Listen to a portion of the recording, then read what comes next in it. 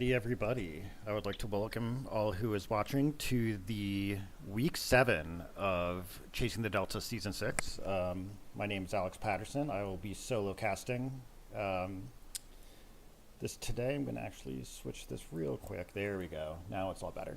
I will be solo casting this first race today, and then Aaron Myers is hopefully going to join me to the second. But yeah, I am really, really excited. We have rain in the skies. So the track right now appears to be slightly wet, but we're not exactly 100% sure what this is going to look like for the race yet. We have a ton of drivers here today. At least, I don't know, 20. I'll let you know the official count when we get the full count of it. But we have just a metric ton of drivers here for Red Bull Ring. It's a pretty simple track. But there's a lot of really high-speed corners. There's only a very few of them, and it is just overall it's a punishing track with off tracks, lots of slowdowns, and a lot of corners to dive on. So in Chasing the Delta, we always encourage everybody to race respectfully but fair. Hopefully that will be the case today. Go ahead and take a look at qualifying. So far, everybody is doing their first laps. Qualifying started about 3 minutes ago, so everybody should be on their first flying laps. Right now, we are on board here with Andrew Caskey, who is new. He is our newest member of CTD. He is navigating turn 3 right now, which is definitely one of the hardest turns as he rolls towards the complex with turns 4, 5, and 6. That particular corner, you go all the way down into second. It is a brutal, brutal dive corner. And it is just overall like a really difficult one. And let's go on his cockpit as he navigates turns 4 and 5. You can see getting on the power, struggling to keep the tires warm, going through turn 5. So this is going to give us a little bit of a good look at the track here as he goes ahead and slows his Ford Mustang down. Going down around the turn. Is he going to be able to make it? He does, moving through turn 7, the Worth curve, and then he's got a slight bounce to the right in order to get to turn 8. Very nicely done by Andrew. So Andrew actually topped our leaderboards in practice, which is why we're watching him. He's going to go ahead and shift that Mustang down to third as he navigates turn 9. One more turn to go. He's going to try to clip off a little bit of the apex, but not too much of it, not go too off track. He keeps it on the track. And let's see what his lap time is going to look like. That is a 146.1, which is going to put him in P2 as of right now. Very, very excellently done by Andrew. So now that we've got some laps done, let's take a look at qualifying. Nick Drux, somebody who probably just needs to run one more official to graduate, topping everybody right now at the 154.3. Andrew is 8 tenths behind. We have Andrew Lofi, Jacob Green, Malik Allowell, Adam McNeil, Steve Hill, Matthew Coley, Brandon Fultz, and Christopher Gardner right now who have put in full laps that are going to count for qualifying. All right, let's go ahead and jump on board with Nick. So Nick, this is another Mustang driver. So far, the two Mustangs are 1 and 2, but these guys are pretty highly rated.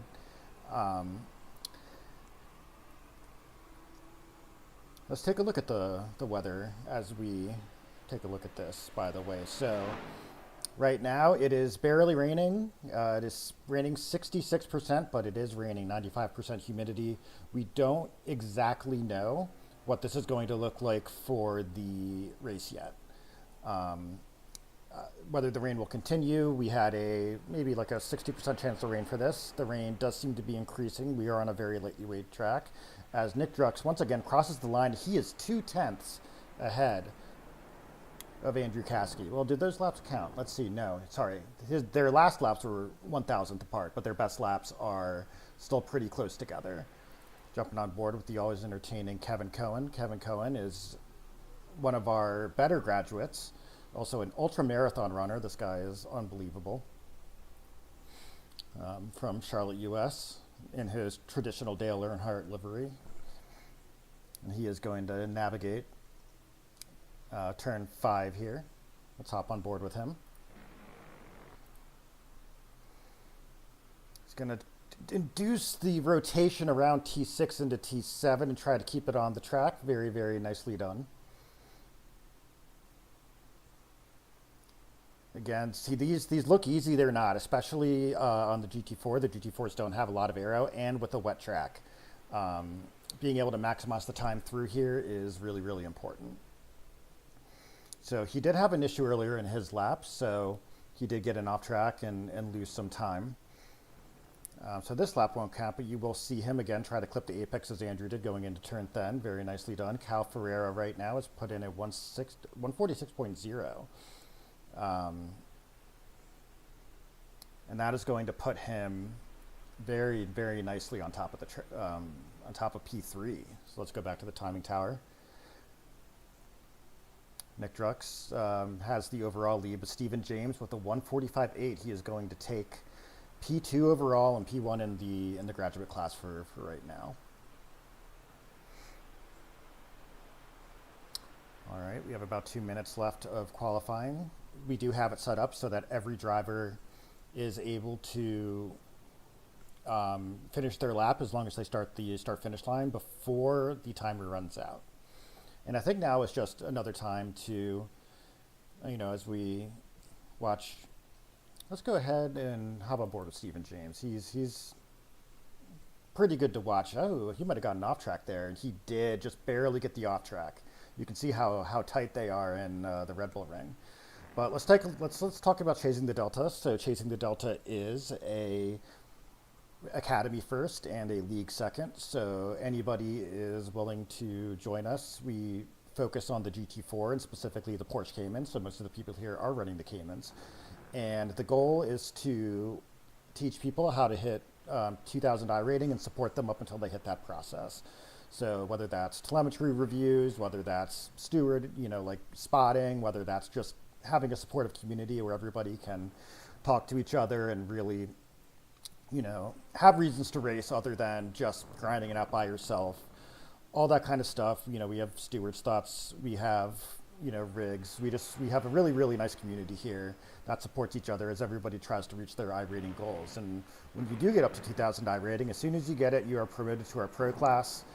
You join the Purple Gang at CTD, and CTD supports everybody regardless of whether you've graduated or not with whatever iRacing goals, whatever sim racing goals you have. So some people come in, they graduate, they dip out. Other people come in, they stay with us. A lot of people just stay part of the community regardless of whether they're racing the GT4 on iRacing. And yeah, it's a wonderful community, and I'm really happy to get it, as Nick Drux is going to put in a 144.6, and that is going to put him leagues away of anybody else on the track. Holy moly, what a lap. Nobody is even close to that right now. Stephen James, it doesn't show it, he's about a second behind it. We have 20 people who have put in qualifying laps, and maybe one or two more who aren't going to qualify as the clock ticks down. And we might be ready for the grid. So here we are, race one. We have two 20-minute races, which follows the fixed series. And I think overall we are ready for a good race, and the rain is still falling. Let's take a look at the weather as the grid starts to populate. We are still on a very lightly wet track.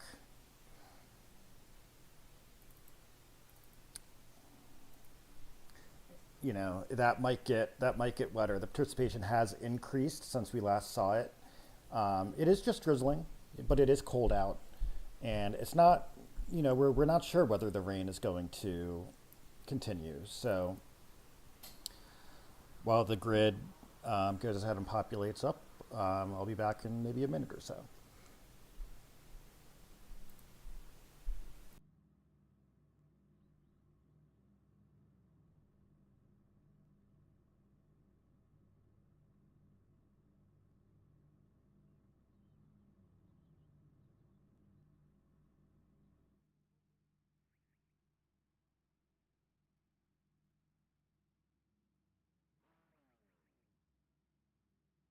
All right, let's take a look at our starting grid. Starting in P1, Nick Drux, no stranger to starting pole position. P2, Andrew Caskey, his very first race with iRacing, putting in a very, very strong qualifying performance. Behind him, Stephen James. Behind him, Cal Ferreira, who has just recently returned to CTD. We're happy to have him back. P5, Kevin Cohen. P6, Alex Lofi. P7, Malik Alawal. P8, Chris Searks. P9, a very strong performance from Isaac Swilliam. And P10 with Greg Calabrera. This should be a very nice race. I am looking forward to it, that's for sure.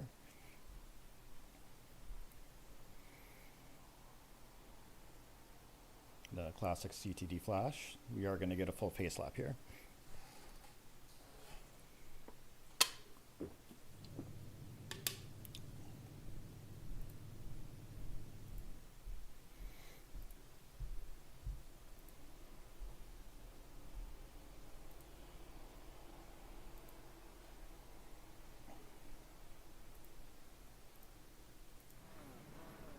And we are off. The pace car is off, and we are gonna, this is a pretty long lap around the track, so we're just gonna sit here. Oh, Stephen James and Chris Searks make contact, teammates. They make contact on the formation lap, and that is going to cause a little bit of a scene. Oh no. For those who don't know, Stephen James, Chris Searks, they were the first two graduates of this season of the academy. They spent a lot of late nights practicing just with the two of them, did some endurance racing together. So as we can see, this has already sort of been like a pace lap, an unconventional pace lap.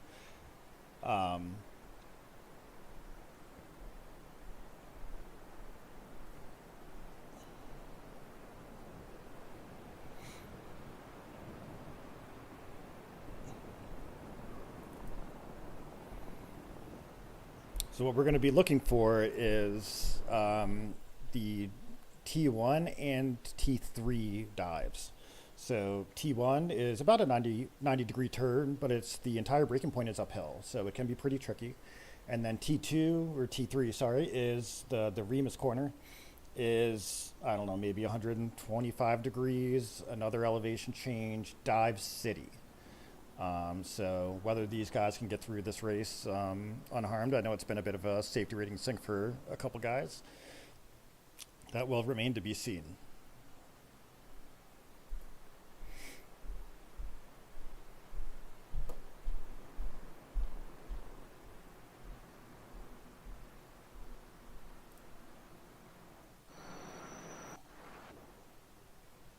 Oh, we just had sorry about that. That was Chris Searks flipping his car in qualifying.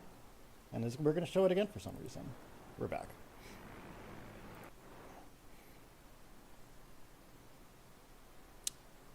Sometimes you click stuff on the broadcast without knowing exactly what they do, and I think that's a cool run right there.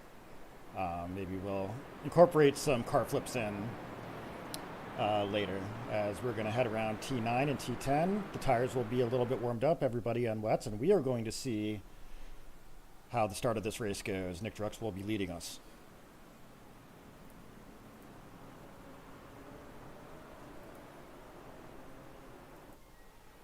And off we go into green flag. Race 1 of CTD Week 7. Nick Drux with a very, very excellent start. And he is going to go ahead and navigate turn 1. We already have a look. Oh, Nick Drux hit from behind by what looks like to be Stephen James. And we don't know if it has damage, but that's going to cause a cascading effect into some other cars as they go through T2. That was 4Xs for both of them. So, we don't necessarily know if we have damage there. But that might be, very consequential as Kevin Cohen and Stephen James go very, very side by side through turn 3, and they're going to head down to T4. Oh man, Nick Drux and Andrew Caskey have already. Oh, whoa, Andrew Caskey, Nick goes wide. Andrew Caskey's going to take P1. Very, very nicely done. Yeah, Steve, that's going to really cost Nick. Nick dropped all the way back to P6. He was on the curbing, which has no grip in the wet, and just had to sort of eat the rejoin, and we're going to see whether he's going to be able to slam back into the field. But so far, so good. We don't have any meatballs, but we are going to have some really exhilarating action. Andrew Caskey with a almost a second and a half lead over the next guy. As we take a look at, we're following Nick Drux as he takes a look over to the inside. We do see also ahead of them the battle for what looks to be P2. And that will be Stephen James, Kevin Cohen, Alex Lofi, and Greg Calabria. Greg Calabria from P10 to P5. Very, very nicely done. Good job staying ahead of him. So, yeah. Good start, all things considered. You know, we did have a little bit of drama in turn one and a little bit of drama in the pace lap. But overall, really can't complain. We're going to have 5 people through the turn, and that is going to be... That's going to be Isaac Sweelin, who has spun out. Oh, that is a shame. It didn't look like it was too consequential, though, so we're going to see whether he can bring it back onto the track. But we got to look at this battle for P3. Stephen James has been able to create a little bit of gap, but we've got, oh my God, we've got like 5 cars battling for this position right now. And we are going to have a move to the inside by Kevin Cohen onto Greg Calabria. Is he going to be able to make it stick? Where is the grip in the wet? Looks like it might have been on Kevin Cohen's favor here as he goes ahead and takes P3. But now Greg Calabria is not going to let him get off easily here as they go side by side. Chris Sierks just behind them, ready for anything to happen. Behind him, Nick Drux. Alex Lofi falling back a little bit. And we're going to go, Chris Sierks is going to go for the double move around turn 7 into turn 8. And he is going to get Kevin Cohen, but not quite Greg Calabria, and he's going to take a look on the outside of this next turn. Coming through turn 9, it's all about the exit to turn 10 here, and we do have a couple guys go off track. There might be, oh, we have 3 wide into turn 10, and that's going to be 2 people spinning. Oh, that's Greg Calabria and Chris Sierks spinning. This track is so dangerous, especially in the wet. And we saw Nick Drux wasn't exactly involved, but he did have to slow down to avoid it. And you know what I said about this being a sort of a clean race did not come to pass. But Alex Lofi, you know, we mentioned he had fallen behind a little bit, but he is now up to P3. Woo. All right. So we're just going to stay alongside this excellent battle here between Malik Alwell and Kevin Cohen and Jeremy Toast. Or Toasty, my bad. He's going to, Kevin Cohen, ever the aggressive driver, the, what do they call Dale Earnhardt? The Dominator, the Terminator. Either way, he wasn't able to make it work. He might actually lose this position to Jeremy Toasty. As you know, Jeremy Toasty is just sort of chilling back. That is actually Malik Atwell up into 4th position. And we're going to see Malik go a little bit wide, and that is going to lose him a couple positions. Mistakes in this race specifically are going to be utterly brutal. You know, there's a lot of curbing, there's a lot of gravel, it's wet. You're going at high speed. You can see on the track just how wet it is. Oh, man.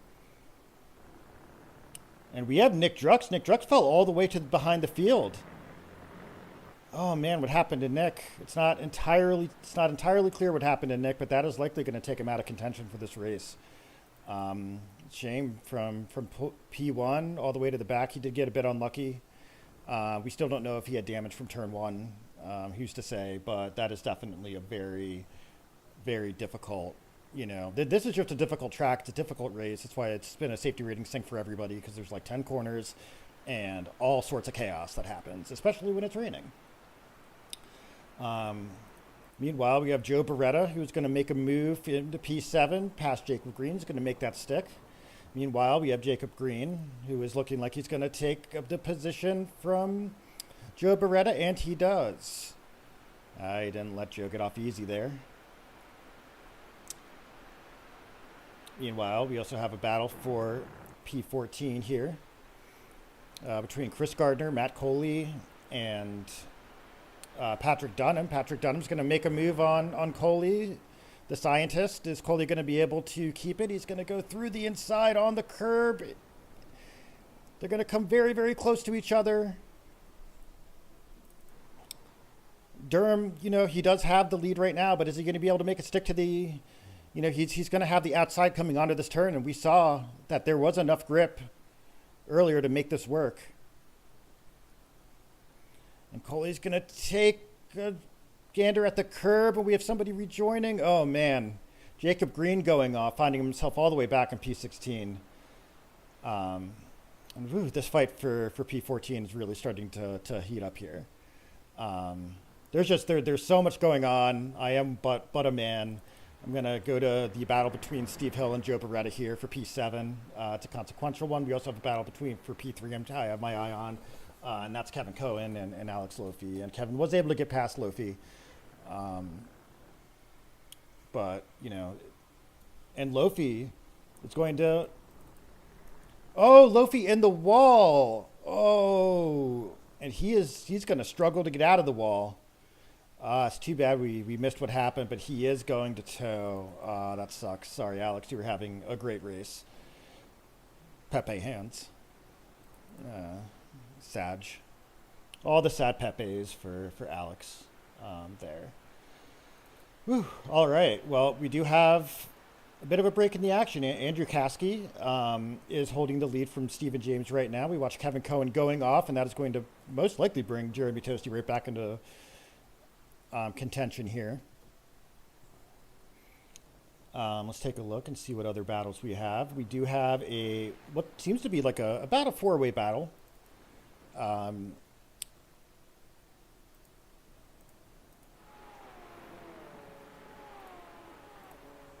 This is for P8, I believe. Christopher Gardner.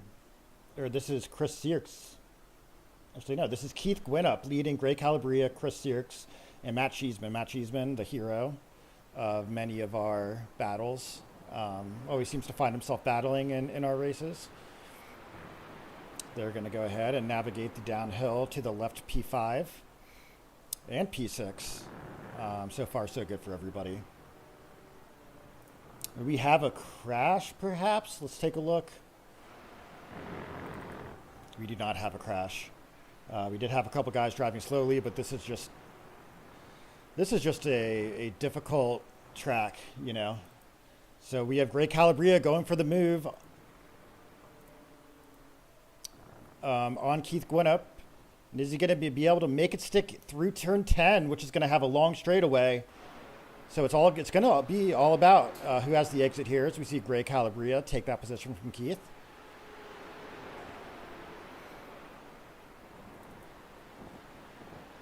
Oh man, they're going to head toward turn 1. This is one of our closest battles. We also have Joe Beretta creeping up on Steve Hill, but that's the thing, right? Like, any of these battles are pretty special.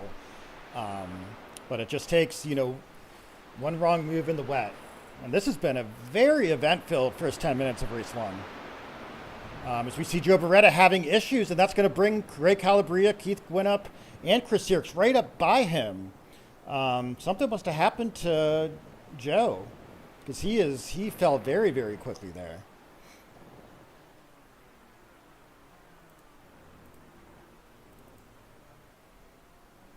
On board now with Joe Beretta. He does seem to be back up to speed, but not entirely sure whether he has damage. A very patriotic car of Joe Beretta. Meanwhile, we still have Keith Gwinnett and Gray Calabria. Gray Calabria actually being passed by 2 people. So we're just going to keep an eye on this battle. I think it's the closest battle. We also have a battle for P12 we're going to check in with as well. But anything can change on this track. It is such a hard track. Oh, man. That is going to be Keith Gwinnett right now maintaining that place from Chris Searks. And we've got these 2 guys coming into turn 9 and 10. Let's see. Let's take a look at what's going to happen maybe from more of a chopper perspective or a cockpit perspective. We're going to see Chris Searks's POV here as he looks on the inside, but Gray Calabria closes the door, sends Chris Searks onto the very, very slippery curves, and very, very nicely done by Greg. Very nice defensive driving.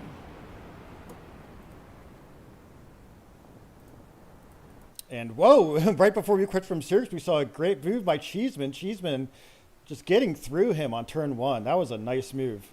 Oh man, if I had seen that coming, I would have kept it. um,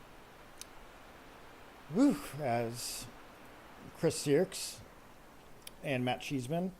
Sirks does not want to let Cheeseman get off that easy. Joe Beretta is going to maybe hit the back of Chris Sirks and almost spin, but not spin. Right now, Cheeseman's defending against Sirks. We've seen a lot of moves going into turn 4, 5, and 6 here. I think it's more, what is it? Yeah, turn 4, 5, and 6. This is a pretty difficult compound. A lot of it's downhill. A lot of it really utilizes downforce and aerodynamics, and the GT4 has none of it. The fighting has allowed Keith Grunup and Greg Calabria to separate a little bit from the field. See? Oh man, Sirks chomping for a move there. Still nothing going. And all of a sudden, Chris Sirks finds himself under pressure from Joe Beretta, but just as soon finds himself pressuring Matt Cheeseman. These guys are going through. Where are these guys going through? They're heading on the straight to turn 9 here. So once again, this turn 9 and 10 is one long complex. You have to sacrifice the exit on turn 9 in order to get the entry on turn 10. Because the front straight is so important. We have 3 into 1. Miraculously, nobody crashes. That is going to be Matt Cheeseman off the track in order to maintain his position. Or that's Chris Sirks on the track in order to maintain position. Woof. You really got to close the door on T10 and just hope you don't get hit. Because otherwise it is a move. We have a big move into turn 1 from Joe Beretta. Is not able to make it stick from Matt Cheeseman, but Joe is not done. We're going to ride on board with this for a while. Let's go ahead and hop on board with Joe Beretta as he tries to make this work.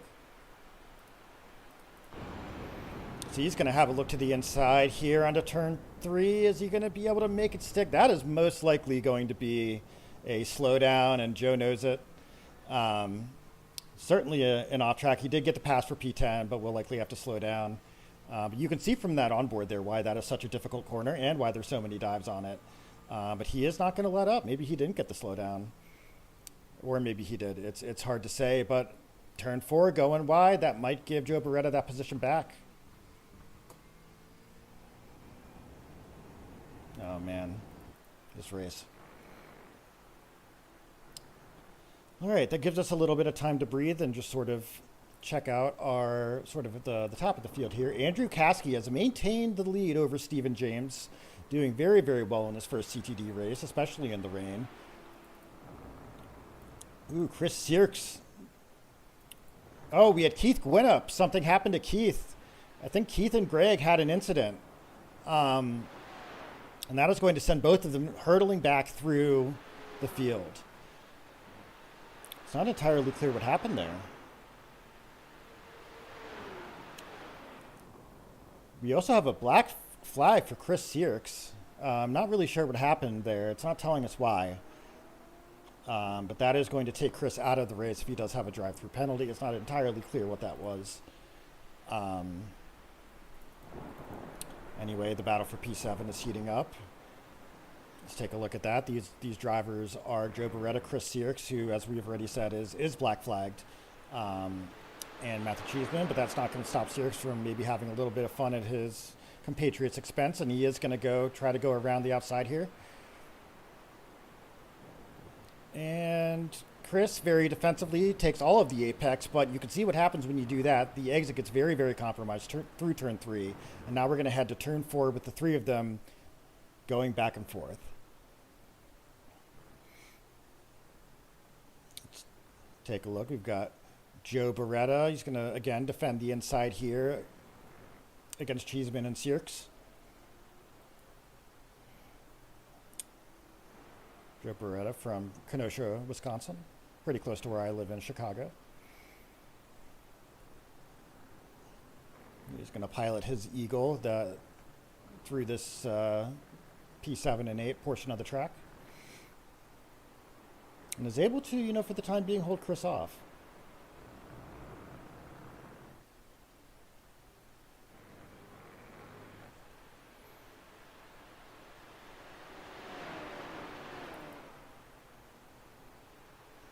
Chris Sierks, who in real life races dirt cars. He is from Minnesota, or at least lives in Minnesota. You can see just how hard it is to keep it on the track in these conditions. Let's take a look at the track state now. It is still very lightly wet. The rain does seem to have stopped, but the track is not drying out. 3 minutes left in our race one. This action-packed, wet race one, and that going to be Keith. Keith went up towing to the pits. Oh man, I don't know what happened there. That is going to take Keith out of the race.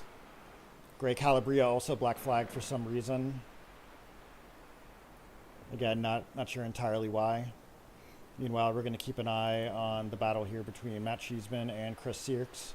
We're also going to keep an eye on the battle for P10, which we have not looked at, and that's going to be Jacob Green, Patrick Durham, Greg Calabria, and Vaibhav Narayanaswamy. Right now, they have just navigated turn 3 and are heading towards the 4, 5, and 6 complex. It's really turns 4, 5, 6, 7, and 8 are all one big complex. And a little bit of contact there between, I believe that to be, Jacob and Patrick, or Patrick and Greg, perhaps. It is not entirely clear what is going on.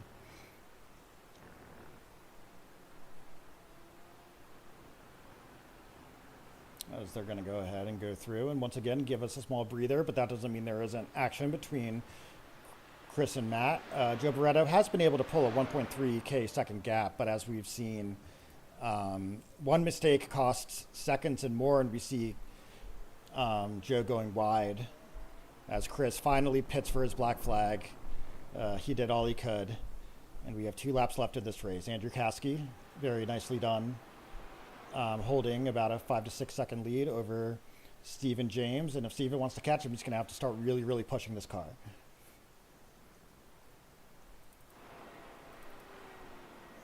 We have Greg Calabria coming in to serve as black flag as well. The other thing is that, these might have just been for incident points. This is a brutal track for off tracks because of the way the track is laid out. If there is any sort of little thing that you could do in order to maintain pace, they are going to do that. So they are really, really brutal with the off tracks, which is why it's not common for people to come right up to that incident limit. And yeah, just looking at what I can see here, we did see a black flag for Chris Sierks on his 18th point. Our leaders, Andrew Caskey with a fat 0 in his incident, so that is a very, very impressive performance with Andrew in the Mustang. As Andrew going to come wide, perhaps get his first incident point there.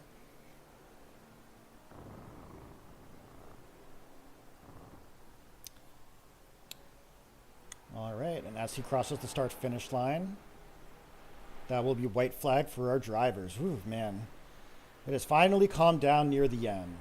And we're going to go ahead then and hop on board with Andrew Caskey's final lap. Don't really have any battles going on right now.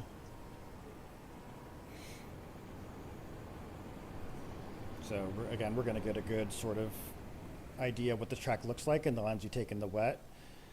Bringing the GT3 into P1. A little bit of wheel spin on exit, but not too bad. Or sorry, that's P3.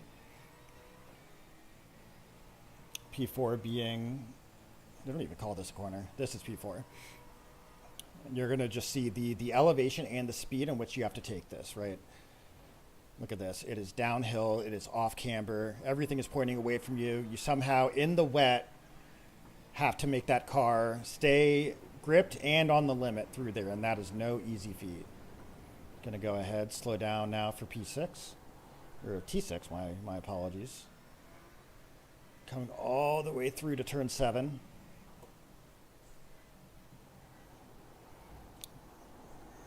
Very nicely done. This might look sloppy. This is not sloppy. This is what a wet track on Red Bull Ring looks like in a car with very little aerodynamic pressure going for it. We're going to go ahead and finally see him take P9.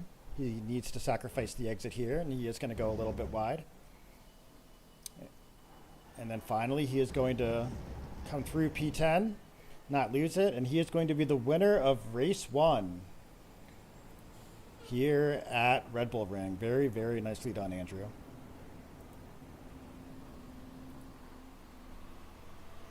Meanwhile, any fights to the finish, we do have Jeremy Toasty, maybe giving it to, or that is Malik Atwell putting Jeremy Toasty under pressure as we head into as we head through P10. Let's see if anything happens here. Nope, Jeremy Toasty able to cross the line in P4. Very, very nicely done to the both of them. We also have a little bit of action going into P9 and 10 for Jacob Green, Patrick Dunham, and Vayapab Narawanaswamy. Jacob Green punching very, very high above his I rating right now. You know, his I rating right now is 692, and he is finishing in the top 10 of a CTD race with some absolute killers. So great job to them. See Chris Sirks cross the line. We're going to have Greg Calabria in what I like to call the hot dog car. He's going to cross the line here in P14 overall. Yes, the rest of our drivers go ahead. Oh, and cross the line. That happened after the race. There is a bit of a CTD tradition to just wreck the car. As we see Craig go flying into the air. We are going to go ahead and take a look at our race results. Our overall winner, Andrew Caskey from the AM, a very, very nicely controlled drive, was able to take advantage of a couple mishaps from the top drivers and take out and pull into P1 and kept it for the entire race. P2 and the pro winner, Stephen James, followed by Kevin Cohen. Jeremy Toasty in P3, Malik Allowell in Kevin Cohen in P3, Jeremy Toasty in P4, Malik Allowell in P5.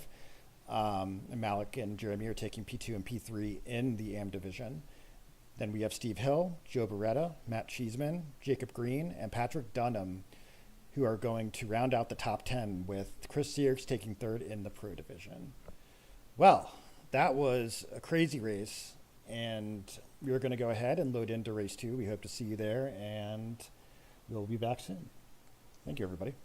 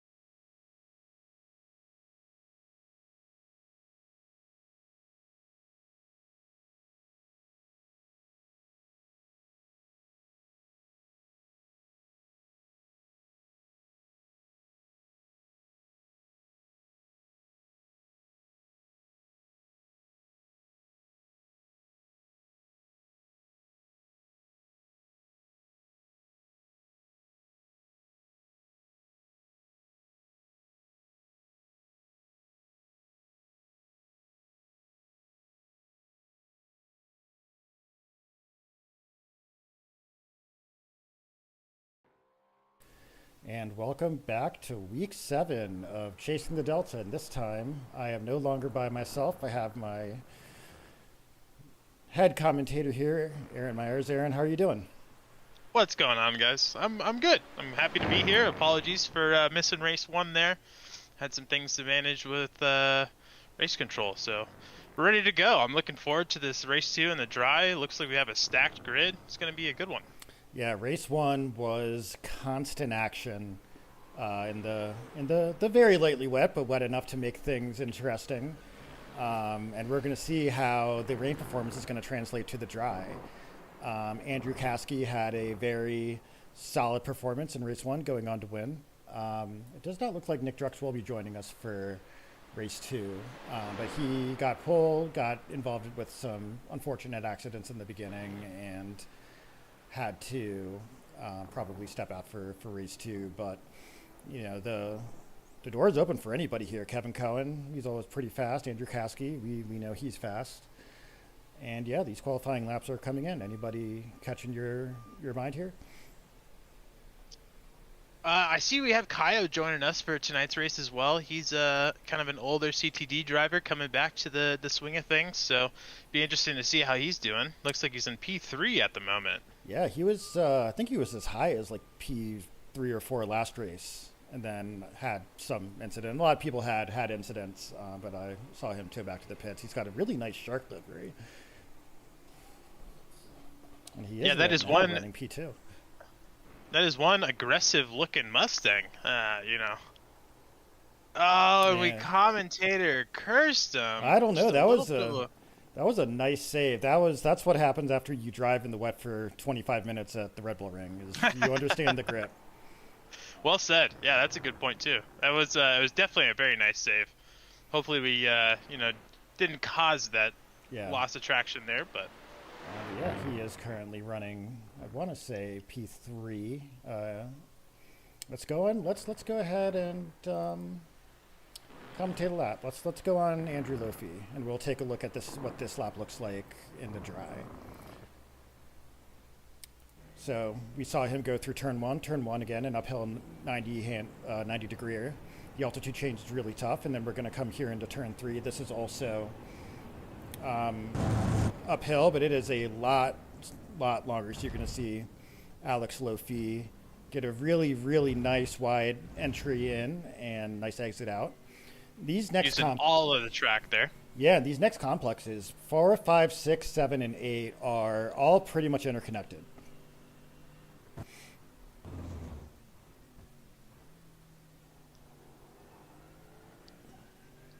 Yeah. That nice and gentle turn and really sets him up really well for that exit. Puts him right on his marks coming into this next left-hander. Super tricky wide entry, late apex. You have to be so patient through this portion of the sector. Yeah, and we heard the tire screech a little bit, so he probably did have to say that. We hear it again, but that could also mean he's just on the limit right now. He is 5/10 up on his best as he races towards turn 9 and 10. Looking nice and confident in that Mercedes this week. He really has been, and he's been quick before he had a race-ending incident as well. I mean, he was running as high as P3. All right, kudos to him. Really nice last sector there to those two right-handers. Let's see where this puts him. That is going to put him up to P5, 138.2. Very nicely done.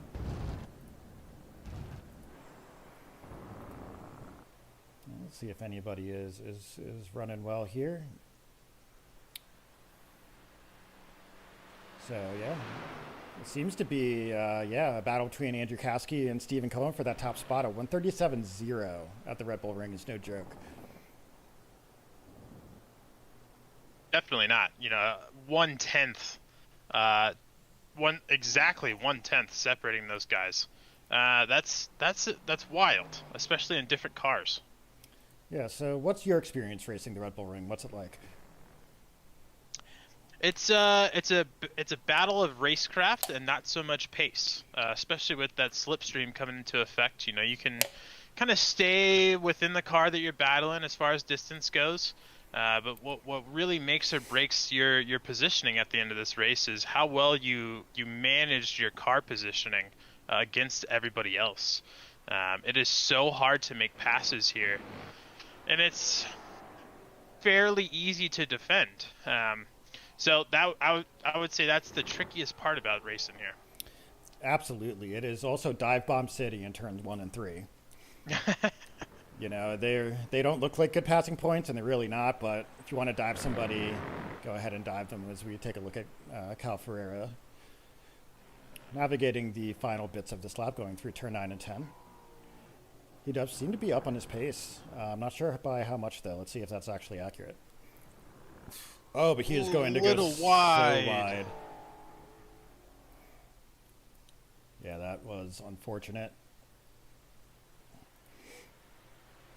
That last lap being a 37.5, so that is another very competitive lap time.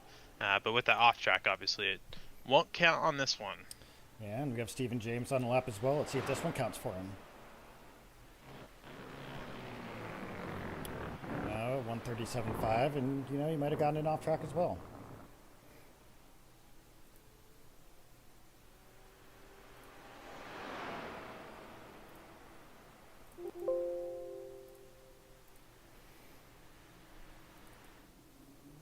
So one of the people that was in, I would say, some of the heaviest battles here was Chris Searks. Chris Searks was, I think, as high as 4th and as low as 12th. He got black Oh, flag. jeez. We had a little bit of drama on the pace lap with Chris and Steven coming together. I wonder if that's a bit of friendly banter between those two, or just just a missed opportunity, let's say, or a small incident between the two of them. Yeah, you know, they were our first 2 graduates. They certainly graduated together, pumping each other on. And we see Chris, he's going to go ahead and navigate P10. Let's see if he's able to keep it on the line. That's going to be close.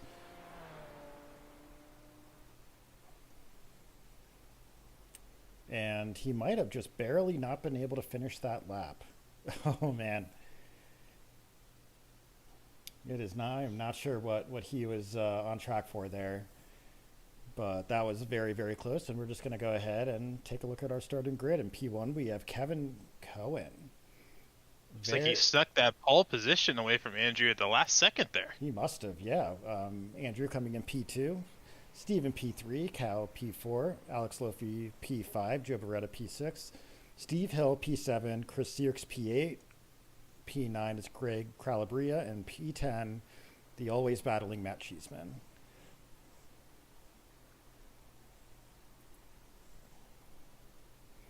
We are going to go ahead and get ready for the grid. It looks like we've got 21 drivers.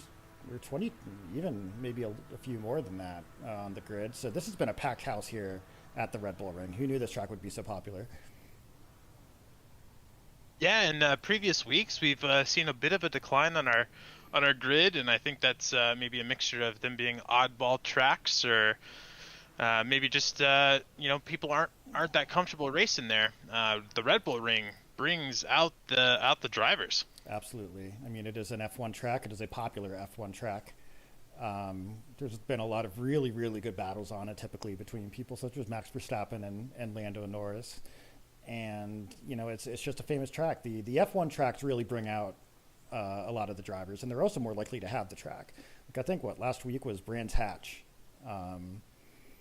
And I don't know whether that would have been a good, that's just, it's not that great of a track.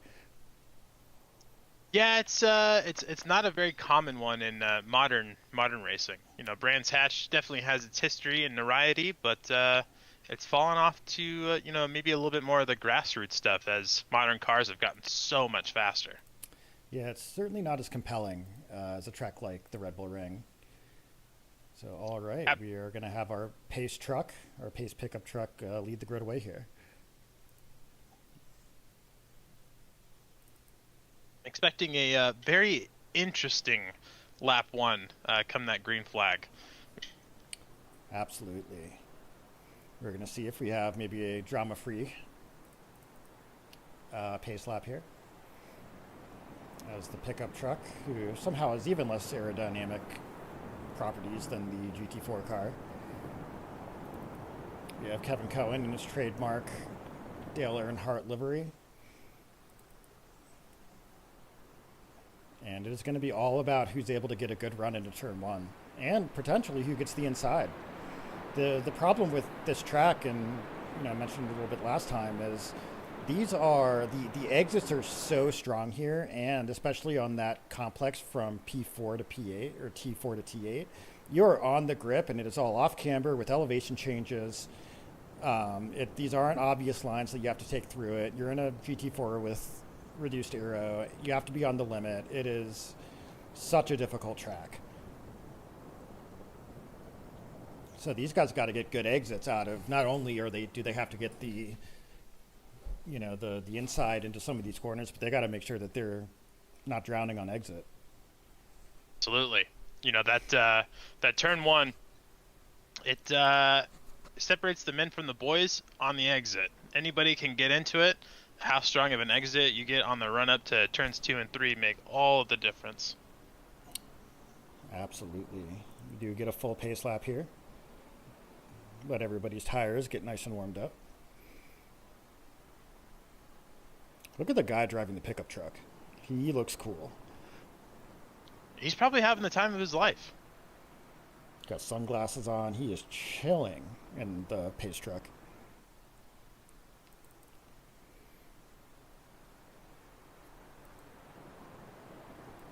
As a fellow Silverado driver myself, I can only imagine what it feels like to move that body weight around as you come through some of these corners. Yeah, and let's not forget, this might not look very fast because these are racing cars, but you got to drive pretty fast to drive a pace car in a sports car race. So this only looks slow because, we're not at racing speed. With that being said, that is probably close to full speed for that Silverado. Most likely. All right, we're going to take it through turn 10. And we will see whether we go. Kevin Cohen is off, and we have green flag for race 2 for week 7 of CTD. Kevin Cohen with a nice launch. We're going to have perhaps a look up the inside between Steven, but that might cost him P3. Yeah, Kaio getting the better exit out of turn 1, as we were saying earlier. That's leaving Steven in the dust. That's right, and we're going to have Andrew Caskey coming right up to Kevin Cohen and taking a look on the outside around turn 3. Doesn't look like he's going to get it, and he's going to have Caio Ferreira right on the back of him. Oh, man, look at the speed of that Mustang as it comes up behind Kevin Cohen's Ferrari, or Kevin Cohen's Porsche. Almost passing him just off of that horsepower performance. That's incredible. But is he going to get him here? He's going to be on the inside for the next corner.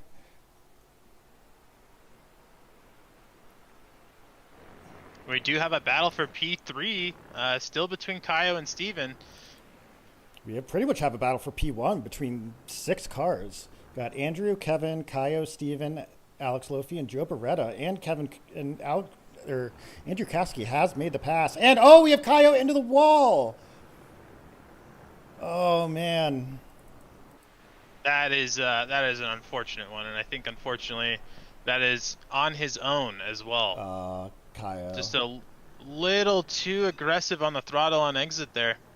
And we're happy to have you back, Kaio. That is a rough return. Ooh. And it looks like we have a 3-car pile up there. That would be Adam McNeil and Matt Cheeseman. They are going to be the ones that are much worse for wear here. And that's most likely going to be both of them towing. We'll see. We're going to see them drive on. Somehow, I'm not sure those are meatballs.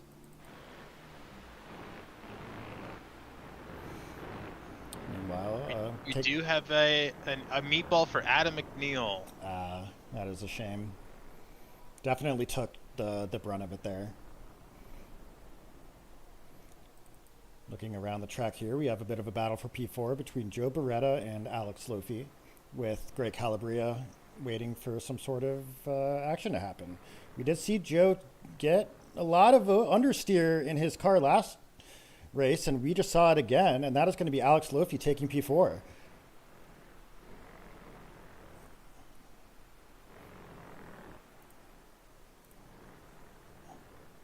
Very nicely done by Alex. Meanwhile, we have Jeremy Toasty, and that is going to be a position for Chris Sierks up to 7th. Knowing Jeremy, he's not going to let that go. No. I'm sure he's going to continue putting that pressure on Chris, and they'll be fighting for that position for the next couple of laps. Every Jeremy that's ever existed in CTD is aggressive. And we're going to see they're both going to go off the track, and oh, we have something happening right in front of them, and that's going to be Alex Lofi. Spinning the car, coming into the final corner. Oh, man. Doesn't look like there's going to be much damage. He has regained control of the car, but that is nuts. And we might have some more problems. That's going to be Joe Beretta off on turn 1. He might have gotten hit by either Jeremy Toasty or Chris Sierks as he tried to rejoin the track, but it is not clear what sort of damage there is, but he is going to fall. And that's going to bring Greg Calabria, who I believe started pretty far down the pack, up into P4, and Jeremy Toasty into P5, and I don't even think he started in the top 10. Oh man, already an action-packed start here. And we're really not seeing cars distance from each other either. I can only expect more drama, more racing, more wheel-to-wheel. Absolutely. We still have this battle for P5 between Jeremy Toasty, Malik Alwell, and Christopher Gardner. We also have a battle for P9 between Matthew Coley and Patrick Dunham. Let's take a look at that one. And Patrick Dunham coming right up on Coley, who we all know as the scientist. Will he be able to experiment on his line to keep Patrick behind him? Oh, he will. And Patrick's going to go wide and perhaps give that position up to Keith Grwinup.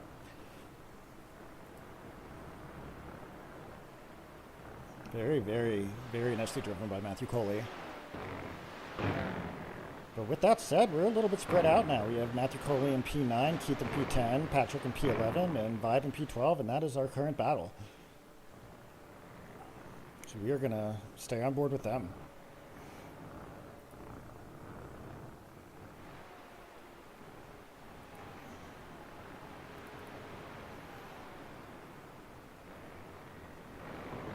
Now, as a side note, it looks like Kasky might have had an incident. He's fell back to P3 overall, with Kevin taking control of the race and Steven in P2. Oh man, I am very curious what happened there, because he did have at least over a second of a lead, and he has been lightning quick on this. Joe Beretta is having to pit. He might have had damage, just not entirely sure, but that is likely going to be the end of his race, as well as Chris Sierks, who is also towed.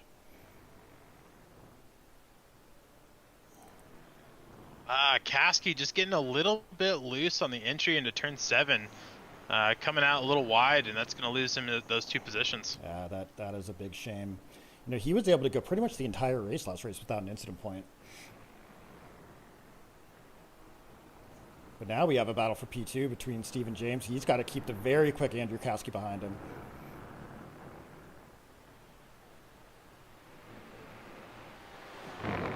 Not too much defense from Steven. Looks like he's encouraging this battle. Yeah, and that might just be Kasky right through. That is some improved racecraft by Stephen James, who, the version of him I know would have defended that to the death, but he is going to try to take his chances a little bit later. Meanwhile, we have Jeremy Toasty and Malik Alwell, and they're going to be fighting through turn 10.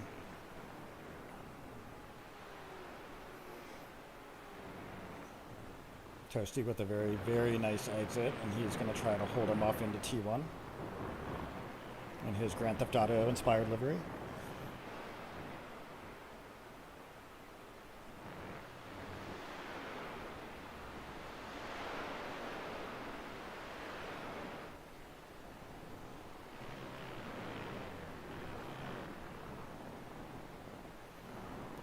Very, very nicely held by Toasty going through T3. Let's go on board with Malik Gaye and see if we can see his attack here.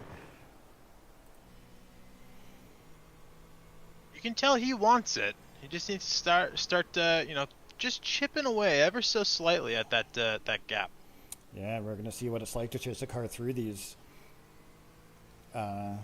rolling hills of Austria.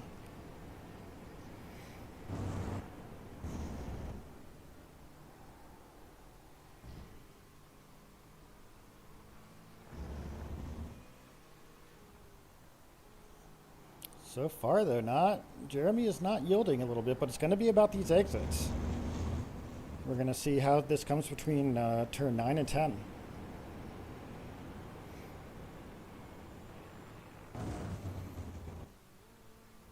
Now, Toasty looking full of energy. I can see his cars, coming in with lots of speed, still getting pretty decent exits. Oh, that was an excellent exit. He's going to be a tough one to get around, I'm sure. Absolutely. Head back into sort of an outer view. We also have Keith Gwinnett and Matthew Coley who are going to fight it out. Matthew Coley flashing his lights, which he is known to do. He's a bit like Edison. I believe Edison did invent the light bulb, and nobody makes more use of it than Matthew Coley. Matthew Coley going just a little bit wide. Keith getting a little bit loose after the apex there, and we don't see any difference in gap between these two cars, both making equal mistakes. Oh, and they're going to weave their way through turn 3 and flash again, but this is a tough corner. Is Coley going to be able to hold? Oh, a little slow on the exit, but Keith didn't really go anywhere either. Yeah, these guys seem to be going, match for match on the mistakes, just in different ways. Oh man, this is such a deceptively tough track. Like, this looks a lot. It's the camber, it's the elevation, it is just the awkward turns. Like, this one right here is so awkward, and Coley is going to go wide. Went up with a little bit of the run coming into T6 around the outside. Can he make it stick? Ooh, this is going to be close. Maybe not. This might be the position taken back from Matthew Coley. Neither one of these guys willing to give more than a foot of space and a little bit of contact, but they both keep it on track. Yeah, what a battle. But that is going to be the position to Keith, and let's see whether Coley has any intention of taking it back.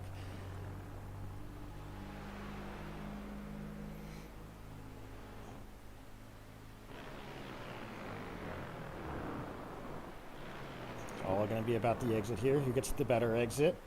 Both of them seeming to be pretty close, but it looks like Coley got a pretty good exit out of there. The more weaving just to break that draft. You have Jeremy Toasty off the track, and he is going to spin it back onto the track, but that's going to be a ton of positions for him.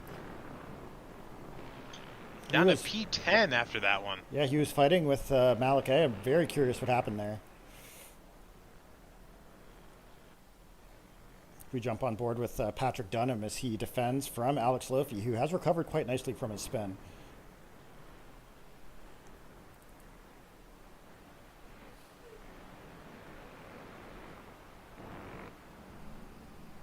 Taking a look back at that Toasty incident into T3, looks like a self-spin on exit for that one.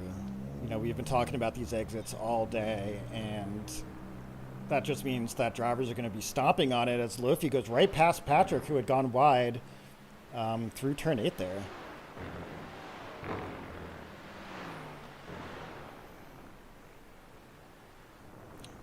As we go ahead and return to sort of a bird's eye view here, Kevin Cohen in P1 with a 3-second gap over P2, Andrew Caskey, who has built a 3.5-second gap to Stephen James.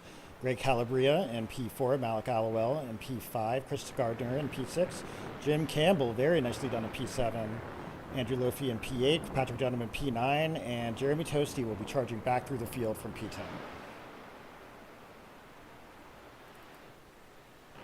One battle that is developing here is the battle for P5, and we have Chris gaining on Malik, who Chris was almost a second faster on this last lap. Oh, Kevin Cohen is off! Kevin Cohen is off! I don't know if he has a damaged car, but he is off the track. Kevin is quick, but not always reliable, and that is going to cost him 2 positions. And a little bit of contact between Caskey and Cohen as well. Caskey just could not get around the front end of Kevin's car. Unfortunately, he just didn't have anywhere to go, and Kevin didn't have anywhere to go himself. Right, and we're assuming that was a self spin by Kevin because he was pretty much all on his own there. Yeah, unfortunately, it was a self spin. Coming out of that, once again, as you said, those off camber, super tricky sector 2 corners. Yeah, and that was 12 seconds lost by Kevin Cohn, which is going to put him 6 seconds behind the leader now. Andrew Kasky, who did have to slow down to avoid him, and Stephen James as well, also had to slow down. And we're going to just stay on board with Malik and Chris here because they are having quite the battle.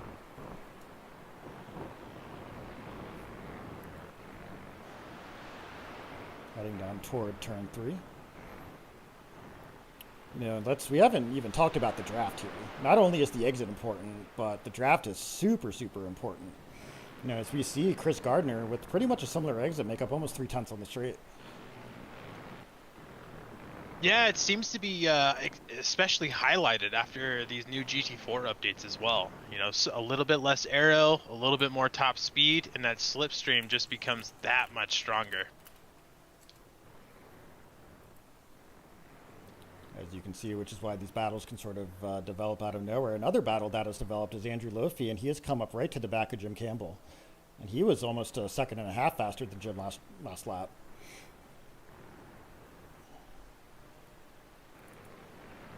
And we're going to go ahead and hop on board with Andrew Lofi as he tries to chase him down.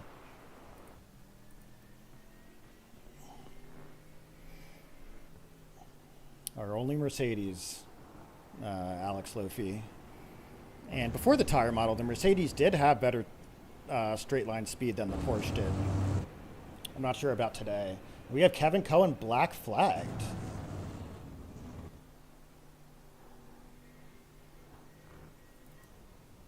And we see him pitting, but I'm not really sure what happened there.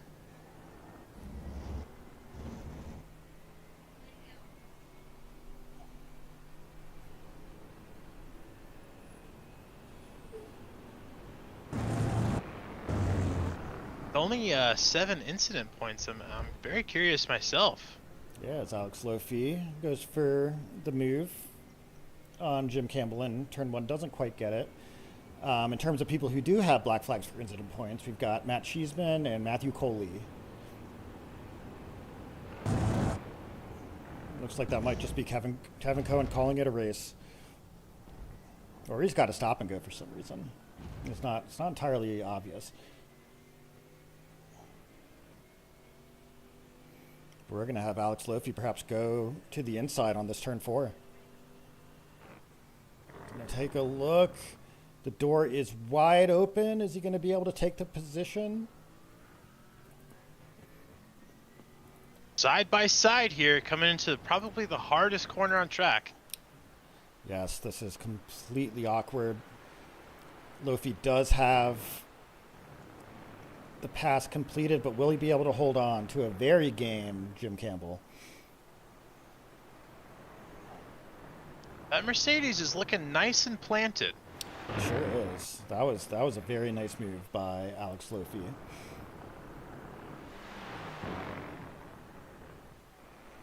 Yeah, not seeing any wiggles or any lack of confidence from Lofi in that Mercedes tonight. Absolutely not.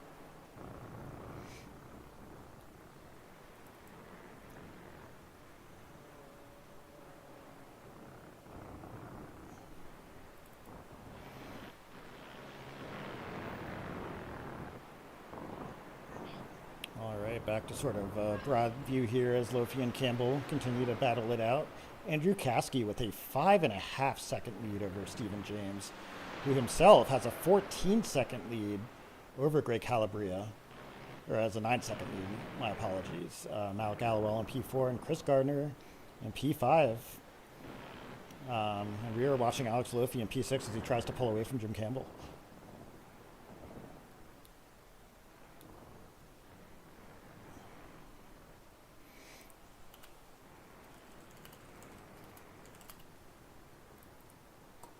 I can confirm, unfortunately, a disconnect or a retirement from Kevin Cohen. That'll be it from him for the night. Oh, man. This is... Sometimes you just got to get your nerves in order, and this is a tough track. And he was doing really, really well until unfortunately he spun the car.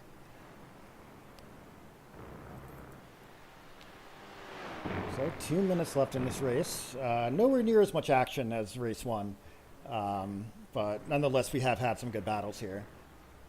Race one really just, again, this punishing track in the wet. There was just nonstop action.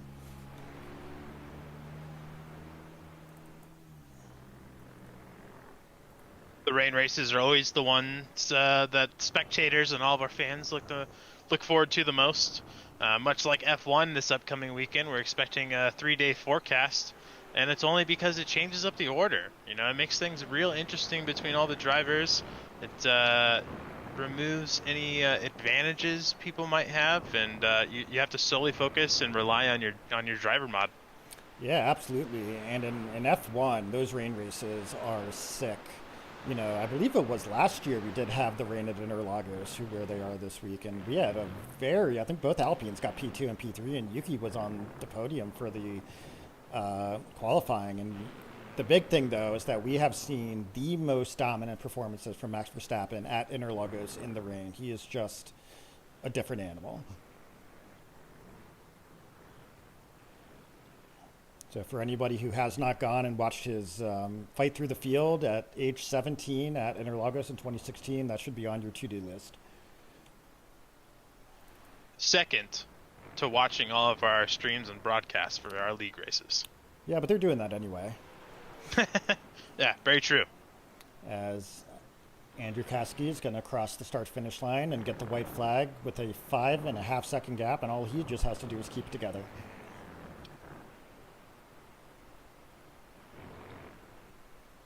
We do have another black flag for Mr. Coley. I think that's another incident limit breach for him.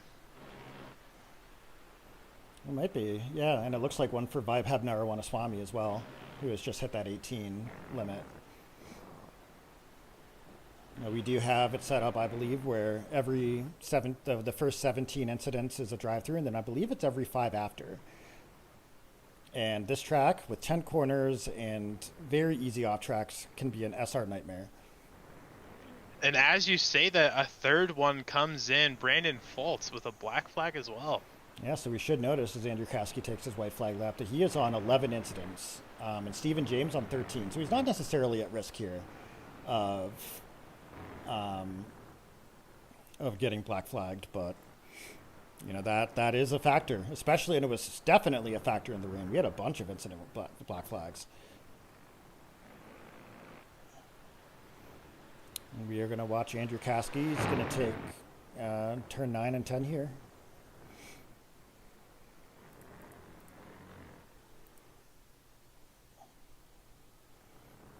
And he is going to go ahead and he's going to take the win for race 2 of week 7 at CTD, a double race winner.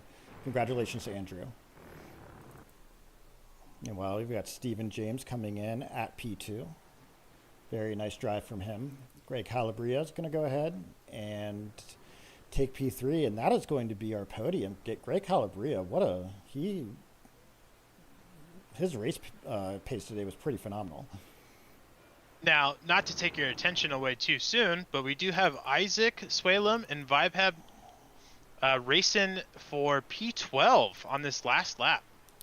Yes, and Jim was actually able to get past Jeremy Toasty for P8, and we're going to go ahead and watch this final battle here. Can Isaac get past?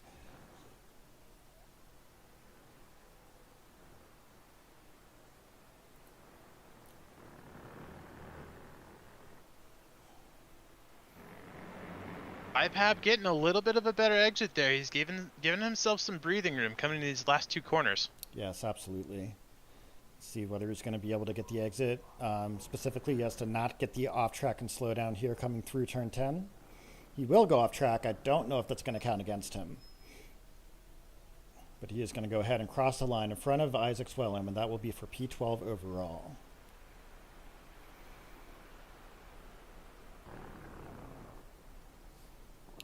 Oh, man.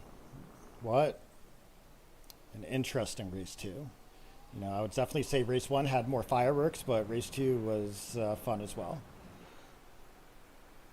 We're going to go ahead and take a look at our race results. So we've got our winner overall, Andrew Caskey, the double winner for today. Very, very nicely done. And then our pro winner is Stephen James. Behind them, Greg Calabria, Malik Allowell, and they will take P2 and P3 and P3 and P4 for the AM and overall respectively. Behind them, Christopher Gardner, Alex Lofi, Jim Campbell, Jeremy Toasty, Keith Winup, and Patrick Dunham. And that will be Keith and Kevin taking P2 and P3 for pro. And yeah, do you know where we are next week, Aaron? Ooh, that is a good question. Taking a look at our schedule here. It might be the Hungaroring. We are headed to Hungaroring next weekend, or next week, I should say, with a little bit of overcast, a nice crisp morning. It's going to be an interesting race there as well. Lots of grip there, aggressive curbs, no rain chance next week. As far as the forecast shows, that'll be a good one. Yes, it will. We hope that the millions of you who continue to tune in will continue to tune in. Meanwhile, thank you for watching CTD broadcast for week 7, and we hope to see you next week at the Hungaroring. Thanks, everybody, and we'll see you soon.